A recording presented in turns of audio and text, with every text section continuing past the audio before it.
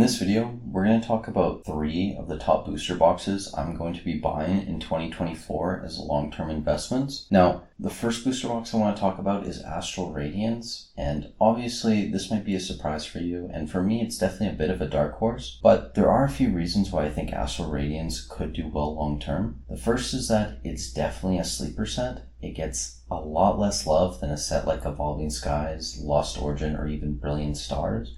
And I think a lot of this has to do with there not being a massive chase card like the Moonbryon or the Giratina. But with all that said, there's still tons of great cards in this set, at least in my opinion. You have the Machamp V, you have the Starmie V with Misty, you have Dialga and Palkia, and there's tons of other great full art and trainer cards that have held decent value. Now, one of the reasons why I think a lot of these cards have held decent value, and the reason number 2 of why I'm going to be buying more Astral Radiance, is that there was no massive reprint. We saw massive reprints to Silver Tempest and to Lost Origin. Obviously, there's still tons of Astral Radiance booster boxes out there, but at least when I'm looking at online retailers here in Canada, since it's where I'm from, a lot of them have very limited or zero supply of Astral Radiance. Hobbiesville is down to their final box. Catch a Card is down to 1 box as well. Sites like Kanzen Games, Deckout Gaming. Deckout Gaming might have had a few boxes actually, but Kanzen Games and Zephyr Epic have 0 boxes. So a lot of the larger retailers in Canada don't have any boxes.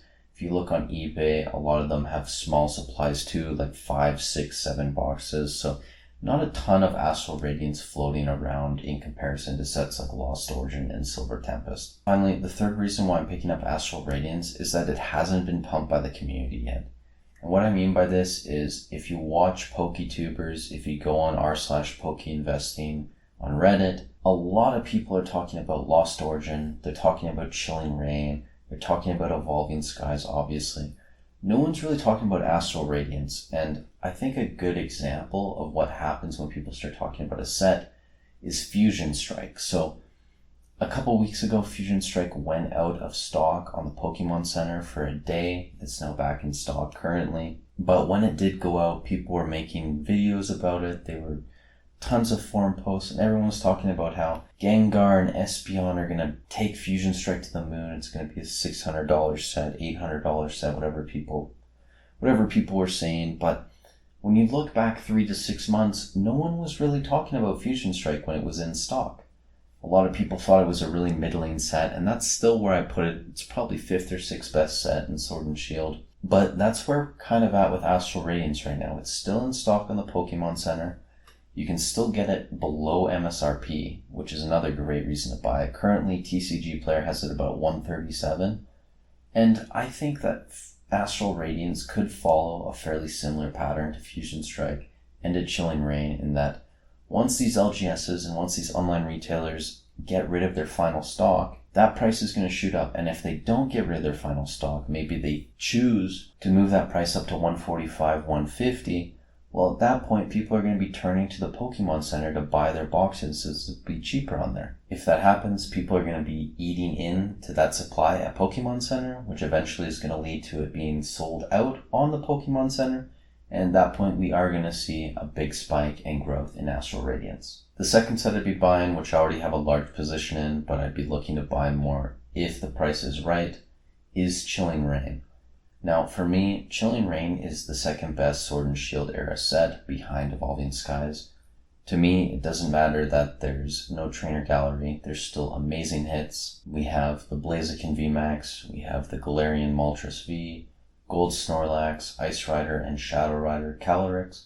We have Zapdos and Articuno, and tons of rainbows and full art cards in that $5 to $10 range as well. We have seen a large move in Chilling Reign from about 140 to 170 over the past 6 months, and a lot of this has to do with it being sold out on the Pokemon Center. When I look at a lot of online retailers here in Canada, again, a lot of them are either sold out or have low quantities of boxes. To give you an example, Hobbiesville is down to about 50 boxes of Chilling Reign on their website. And the final thing I want to just touch on with Chilling Reign is that don't let the current market price stop you from buying into the product. You could have got in at about $80 to $90 when the reprint originally came. Everyone had access to the product at that point. Even last year when it was still in stock in the Pokemon Center, you could have got it for about $140.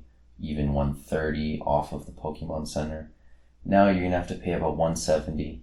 But you have to think about where the box is going to go. For me, Chilling Reign is going to be a $500 box in the future. There's no doubt about it.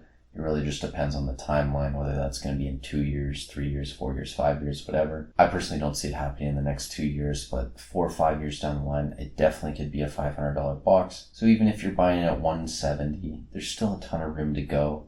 But that's going to be up to you to make that decision. The final set I would be buying in 2024, which I already have a massive position in, is Brilliant Stars. Currently, Brilliant Stars is sitting about $157 on TCG Player, and this set has a ton of depth with a great trainer gallery. We obviously have the Charizard V, we have the Rainbow Charizard, we have Umbreon and Sylveon V and V Maxes, we have the Mimikyu, we have the Galarian Birds, Arceus, and there's tons of other cards in that $5 to $10 range like Raikou, Pikachu, Raichu. Now obviously there was a massive reprint at the start of 2023, and before that Brilliant Stars was already headed for about 170 a box, and we've pretty much recovered to that point. Obviously, Pokemon Center, it's still in stock, and this is kind of what's preventing it from going higher in my opinion. And if you're going to buy it, you may as well buy it on the Pokemon Center right now, because it's literally $13 cheaper than market price if you buy it from the Pokemon Center. And you also get the knowledge that you're buying it directly from Pokemon, so you know it's not going to be tampered with.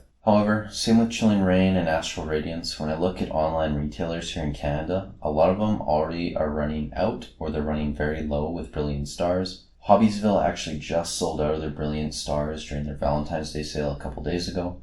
And they might have more boxes, they might restock, but normally when something goes out for them, it's quite surprising. So keep note of that. And again, once this box of Brilliant Stars goes out of sale on the Pokemon Center, goes out of stock rather on Pokemon Center, we are going to see a move again like Chilling Reign. Do I think it's going to do as well as Chilling Reign? It's tough to say.